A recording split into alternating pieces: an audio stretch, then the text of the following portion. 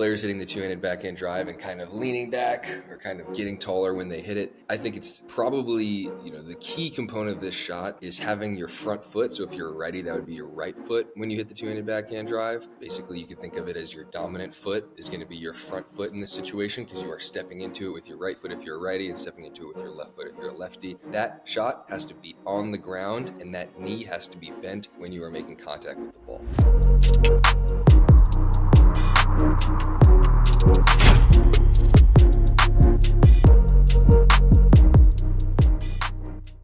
This is the moment we waited for. Everything you want is right here. We gon' give them what they came for. We gon' take it up from last year. Watch the game change. Watch the game change. Watch the game change. Watch the game change. Yeah.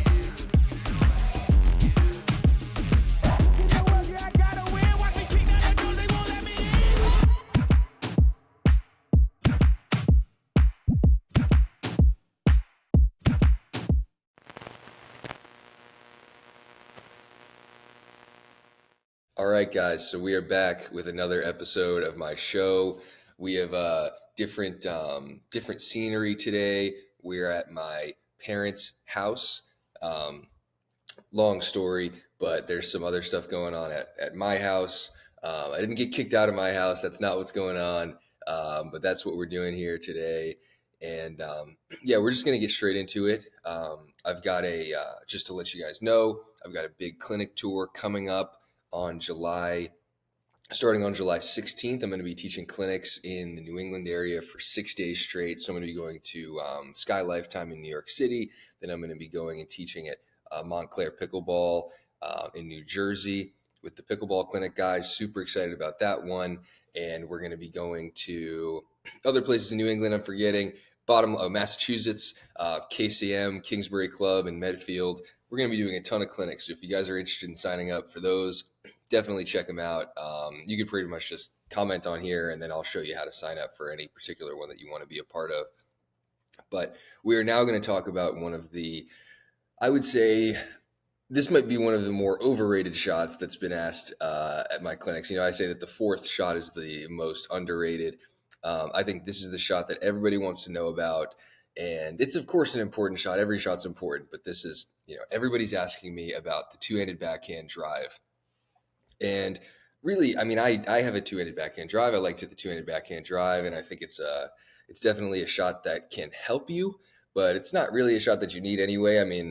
Ben Johns doesn't hit a two-handed backhand drive, really. Tyson, Jada, nobody really hits in doubles at least. It doesn't seem to be a shot that people are winning matches with at the pro level. But we're going to talk about it because my two-handed backhand drive's pretty good. And of course, the two-handed backhand drive is important for singles.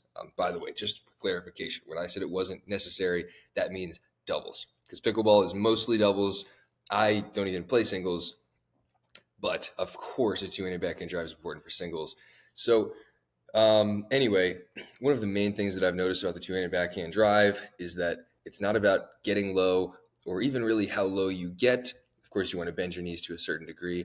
It's about staying low and staying the same height through contact. So one of the things I've noticed is players hitting the two-handed backhand drive and kind of leaning back or kind of getting taller when they hit it. I think it's probably, the key component of this shot is having your front foot. So if you're a righty, that would be your right foot when you hit the two-handed backhand drive. Basically, you could think of it as your dominant foot is going to be your front foot in this situation because you are stepping into it with your right foot if you're a righty and stepping into it with your left foot if you're a lefty. That shot has to be on the ground and that knee has to be bent when you are making contact with the ball. So that's one of the, people are kind of fading away or doing the lean back when they hit that shot, letting that front foot come off the ground. That is the last thing you want to be doing. If your front foot comes off the ground on any drive, there's a really good chance that drive is going up, right? Think about it this way. If your front foot comes off the ground, then you will be leaning back and the ball will be on its way up. That's just kind of how it works. And the most important part with the drive is that it is low, because the lower it is over the net, the harder you can hit it too, right? If it's 3 feet over the net, well, you can't hit it that hard and keep it in. If it's just an inch over the net, you can hit it pretty hard and keep it in. Not that hitting it hard is everything with the drive. I've already said you don't really want to hit the drive as hard as you can, but you definitely want to hit it as low as you can. And that brings me to my next thing. People have been asking me, are there better places to miss on the drive? Of course, for example, on the serve or the return, you want to miss deep. You miss 2 or 3 inches deep, not that big of a deal. But if you miss a serve in the net, then that's just silly because you're aiming, you really want the serve to be a foot from the baseline. That's the best serve. With the drive, the best place to miss is in the net.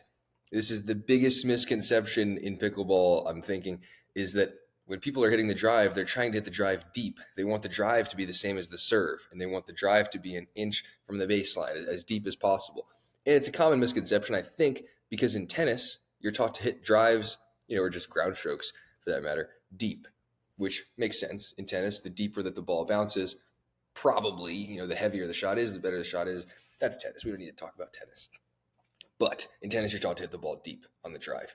In pickleball, it's the opposite. I actually think the shorter the drive, the more effective the drive is. And I think that the best drives are hit after a deep and hard serve. Of course, you want the serve to be deep and hard.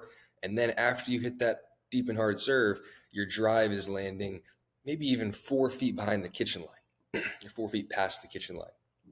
I think that the shorter and lower and more dipping the drive is, the more effective it is. And that's especially true at the higher levels. I think at the 3-0, 3-5 level, if you just hit a drive hard and flat, you're going to have some success.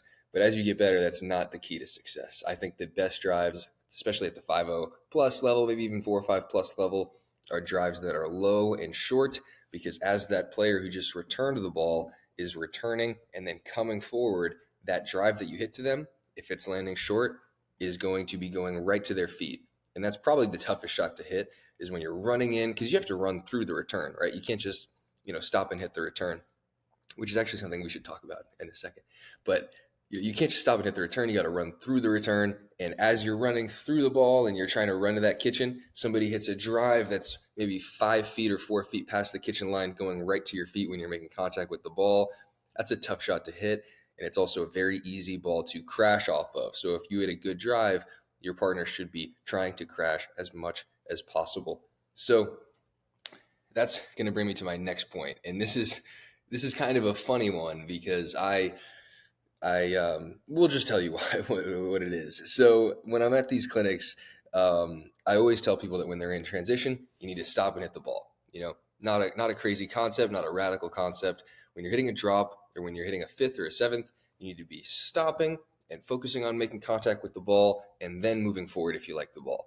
You don't want to be hitting the ball and just running through it as you hit it. You watch some of the best players. Colin Johns is a great example of this. You're never going to see him run through a drop.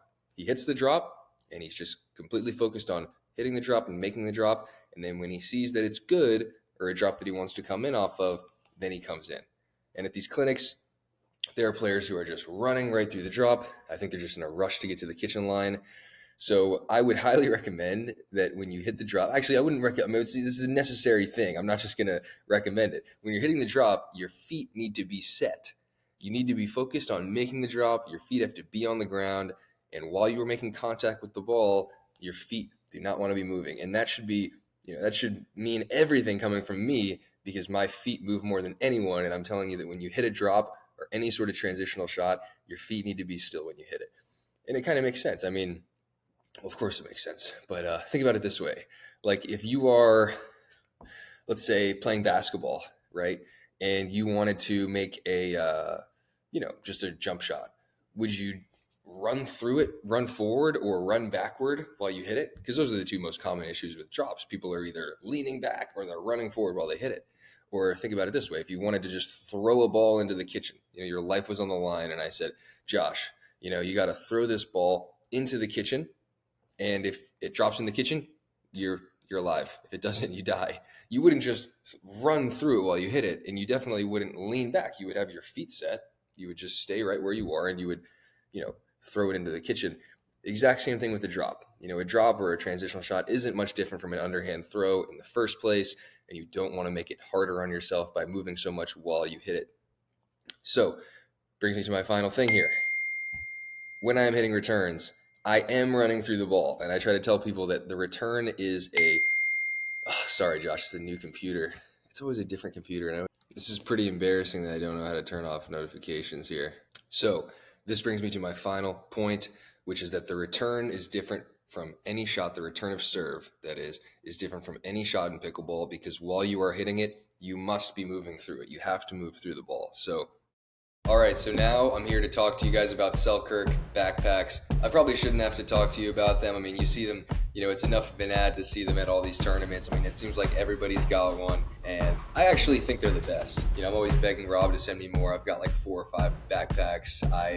They last so long too. I think the biggest thing about Selkirk backpacks is that they're really durable, especially with me. I mean, I'm putting as many paddles as possible in the backpacks. I've got gallons of coffee in the backpacks, sweaty shirts. I've done everything possible that you shouldn't do to a backpack to a Selkirk backpack, and I've had it now for 2 years. So I'm a huge proponent of the Selkirk backpacks. I think the tour line ones especially are very good. They look cool, they look sleek. I personally like the black ones. I'm known to bring 2 of them on court every match. So yeah, these are just my personal opinions on the Selkirk backpacks. I also think the team line is good, and yeah, I think if you want one, get one, because they're gonna last you quite a while, and they also look pretty cool, and they don't necessarily just look like a pickleball backpack either. I mean, I can wear them pretty much and bring them wherever, and it doesn't really, it kind of just fits in with any other backpack that you would have. So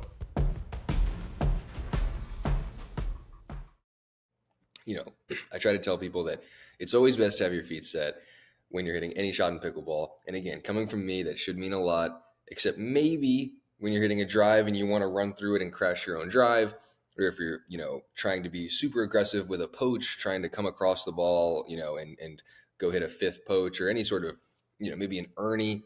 If you're hitting an aggressive athletic shot, then okay, your feet aren't going to be set. But on the vast majority of shots in pickleball, because most of them aren't Ernies anyway, your feet should be set, except the return of serve is different in that your feet should not be set when you hit the ball. You have to be running through that ball. And I think it's funny because I'm at these clinics and, people hit the return and they'll stop and hit it, and then they'll go forward and then they're late to the kitchen line and they'll say, James, well, you told me that when you're in the transition zone, you have to stop and hit the ball. You can't run through the ball. So that's true, but that's only true on the thirds and fifths. When you're returning the serve, you have to be running through it, because the most important part with the return of serve is getting up to the kitchen line as fast as you can. Of course, you want to hit a deep return of serve, but the kitchen line is precious real estate. It's there for a reason. And how do you know who's winning any given rally at any given moment? Who is closer to the kitchen line? That's really the only way to confidently say who is winning that given rally at any moment. And the returner has an advantage because they get to the kitchen line first. So when you are returning the serve, just sprint to the kitchen line. I think that as the game gets better, you'll see people just hauling it up there, getting to the kitchen line as fast as they can, because the better the drive is, or the better the drop is for that matter, the closer you want to be to the kitchen line, because the farther you are from the kitchen line, the more time that drive or that drop has to dip. And the lower that you make contact with your fourth, the worse of a position you are in. So those are the main things there. I would also say that when you're returning the serve, you want to have a wide base. That's another super, super common issue. I see people returning the serve with, just standing up completely straight. And something to note, the serve is the most linear shot in pickleball. It's going from baseline to baseline, so it's not going to bounce that high. And if somebody hits a hard or a good serve, you're probably going to be taking it on the way up, which means you're going to be contacting the ball pretty low.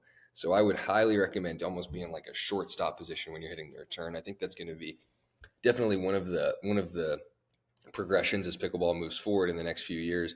People really getting low on the return of serve. It wasn't really something that was necessary and not really something that was taught 2 years ago because nobody hit the serve that hard. But now that people are hitting the serve hard, I found especially against my serve, when I'm about to crush the serve, I see people getting very low and wide. And I've got a feeling that as the serves get better, the returns of serve will definitely be hit in a more athletic stance. There's going to be more teaching as it relates to the return of the serve, because right now people don't really teach too much about it. I would just say the main things moving forward are have a wide base, be athletic, and run through it while you hit it. Do not stop and hit the return. Okay, last thing, we're going to do a quick shout out. I actually have a clinic in Utah, so I'm super excited to go to Utah. Utah is one of the pickleball, capitals of the world, if not the. Well, I live in Delray Beach, Florida, so I got to say it's us. But Utah's definitely up there, and I love going to Utah. And I'm teaching a clinic in Utah in late August at the Kitchen, so I think it's going to be great. the kitchen in Utah. It's going to be right after that PPA in Utah. And yeah, super excited about it. So if you want to sign up for that, well, reach out to them because I'm not handling signups for that one. But thanks, guys. That's all we got for today. Thanks for watching.